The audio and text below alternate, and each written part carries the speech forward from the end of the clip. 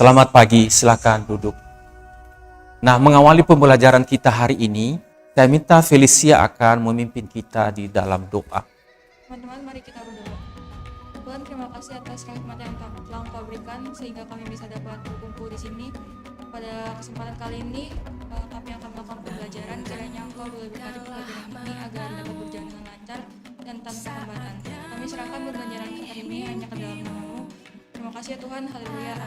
Amin. Ya, terima kasih untuk Felicia yang sudah memimpin kita dalam doa. Nah, hari ini ada yang absen, masuk semua ya. Bersyukur ya, kita sehat semuanya dan kita tetap memiliki semangat belajar yang mantap ya.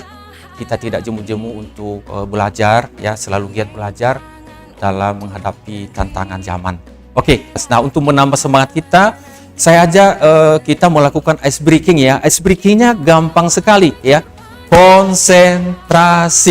Konsentrasi dimulai. Obed Felis, enggak sebutin nama kamu.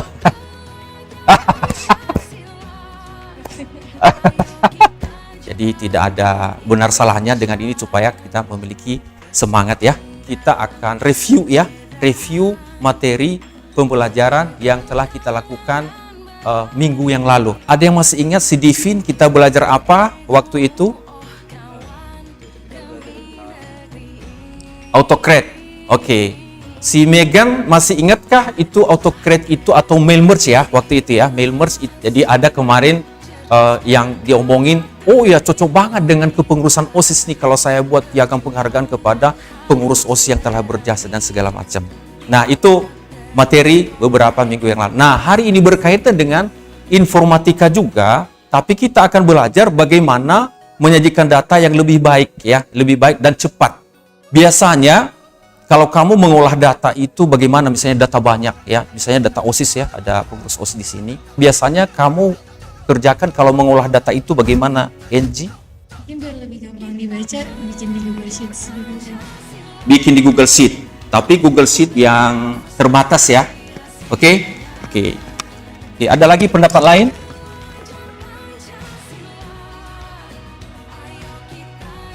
Kita belajar hari ini bagaimana ya mengolah data, menyajikan data yang lebih efisien dan cepat dan beragam yang tergantung daripada yang kita inginkan dari sejumlah data yang ada.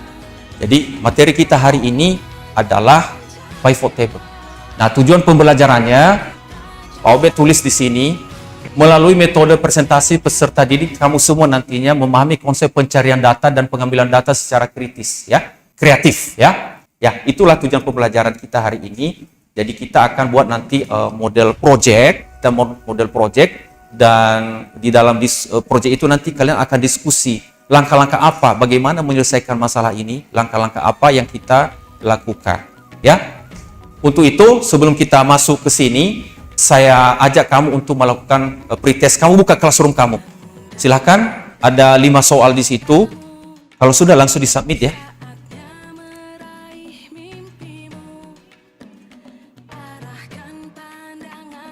Oke, Hana sudah. Oke, silakan.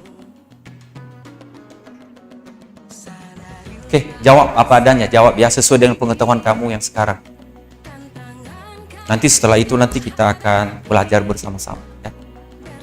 Mudah-mudahan dengan pembelajaran kita hari ini dengan pretest itu nantinya kamu bisa jawab dengan baik ya. Jadi kita akan evaluasi nantinya. Jelas ya? Nah, ini temanya adalah integrasi penyajian data ya dengan pivot table ya. Itu menggunakan Docs dan slide dan juga Google Sheet ya.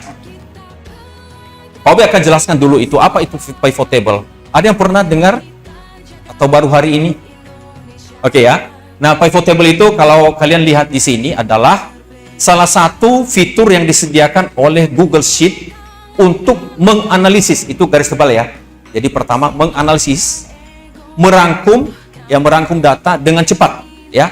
Pivot table juga memungkinkan kita untuk mengubah dan menyusun data yang ada di dalam sheet agar menjadi tampilan yang lebih terstruktur dan ringkas. Pak Obed akan tampilkan studi kasus. Ibu Ana adalah seorang pemilik warung kecil yang sangat handal dalam literasi keuangan. Beliau selalu mencatat hasil penjualan warungnya setiap hari untuk menentukan barang apa yang paling paling banyak dibeli sehingga beliau dapat mempersiapkannya. Mari kita simak tips untuk mengelola keuangan ala Ibu Ana. Pada mulanya, Bu Ana hanya mencatat riwayat pembelajaran seperti yang tertera pada gambar di bawah. Seperti ini ya. Ibu Ana ingin mendapatkan rekap atau salinan penjualan bulannya di warungnya. Rekap tersebut berupa tabel penjualan bulanan untuk tiap barang. Berdasarkan data awal yang dimiliki Ibu Ana dan hasil akhir yang diharapkan Ibu Ana, langkah-langkah apa saja yang diperlukan untuk mendapatkan hal tersebut. Ya, dari studi kasus, ada 4 studi kasus itu tadinya. Kemudian kalian buat bagaimana sih cara memulai itu, ya. Teks A2, jadi A2 itu alamat yang diambil dan nama bulan, ya. Ini sintaksnya ya teman-teman ya, teman-teman. Oke. Dia nggak berubah, jadi dia. Nah, itu otomatis ya. Jadi itulah hebatnya di sheet itu, kita ketik satu rumus di atas, udah langsung ke bawah. Kita tinggal okekan aja ini. Udah langsung jadi. Itulah pengolahan datanya. Nah, sekarang bagaimana menyajikan datanya? Kita akan buat pivot table ya. Hanya saya buat misalnya nama barang. Oke, berarti nama barang di sini. Gunanya pivot table itu meringkas, merangkum, ya. Dari mana data yang kita ambil ini tadi. Sekarang kamu masuk dalam kelompok ya. Kelompok kamu udah dibagi. Ini berdasarkan data awal ya. Kamu urutan-urutan langkah kerja yang diambil dari kasus yang ada tadi. Di LKPD ada semua. Kamu baca, literasi juga. Nah, menganalisis data. Nah, kamu nanti buat nih, karena ini betul project, kamu buat ya tatapan waktunya. Kemudian setelah itu nanti kalian menguji hasilnya. Pak Obed kasih waktu kurang lebih 25 menit ya, 25 menit untuk mengerjakannya. Ya, silakan. Silakan. Ya. Jadi ada petunjuknya di situ ya, di LKPD bahwa kalian share ya. Jadi satu orang ya supaya kolaborasi. Nah, inilah hebatnya. Jadi tidak hanya satu orang mengerjakan tapi kolaborasi. Silakan, bagi tugas aja.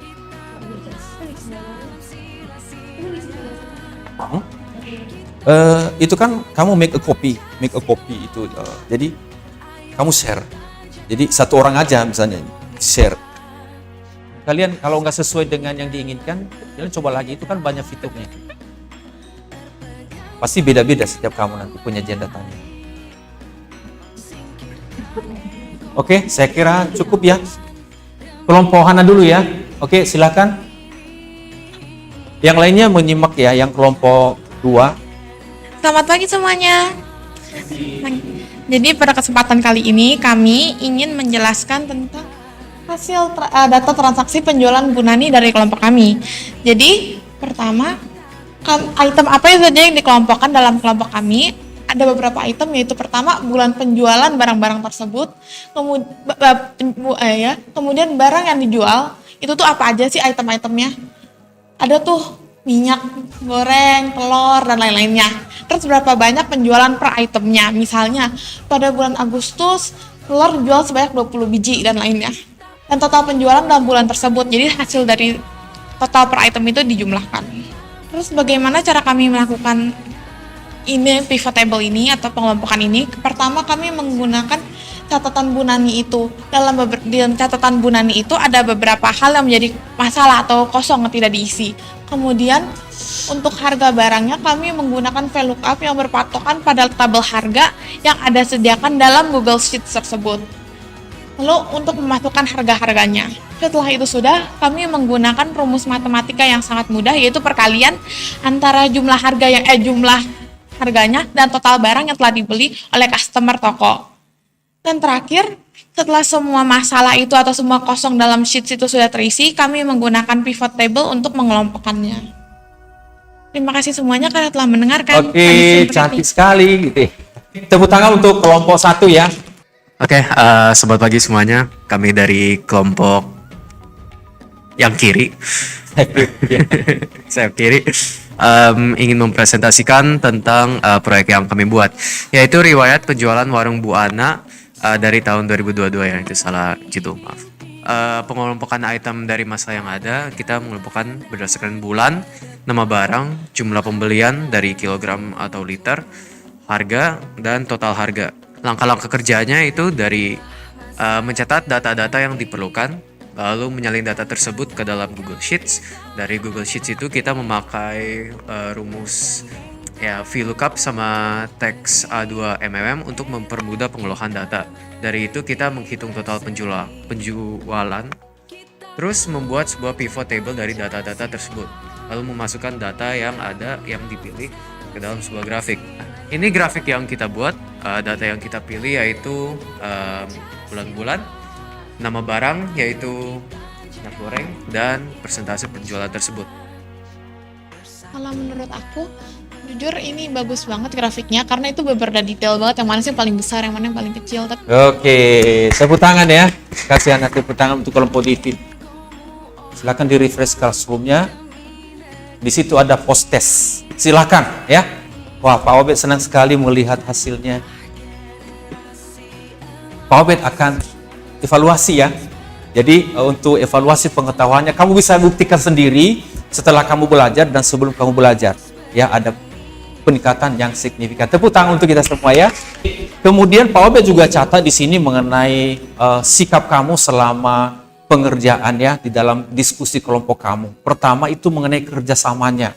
Nah, kerjasamanya tadi memang ada perdebatan ya. Itu, oh saya buat ini begini, item ini yang saya buat. Yang satu bilang enggak, yang bagus ini. Tapi kalian sudah sepakat ya kerjasama. Oh, kita pilih yang terbaik. Tepuk tangan untuk kita semua ya. Baik kerjasama, kejujuran kamu maupun kedisiplinannya tadi ya. Oke. Jadi untuk sikap amat baik. Oke. Kemudian untuk keterampilan kamu mengerjakan dengan baik ya. Bahkan grafiknya tadi ya. Semua hasilnya baik ya, presentasinya bagus, kemudian langkah-langkah kerjanya juga ya. Jadi benar-benar kamu praktekkan tadi apa yang telah kita pelajari hari ini. Tepuk tangan untuk keterampilannya, nilai amat baik. Oke. Setelah kita belajar, kesimpulan apa sih yang bisa kamu utarakan ya? Saya minta minimal 3 orang yang dapat memberikan tanggapan kesimpulannya. Silakan Hana. jadi kesimpulan yang aku dapat dari pelajaran hari ini tuh pertama, kita bisa menggunakan VLOOKUP. Misalkan datanya tuh banyak tuh ribuan, kita kan nggak mungkin tuh masukin datanya satu-satu.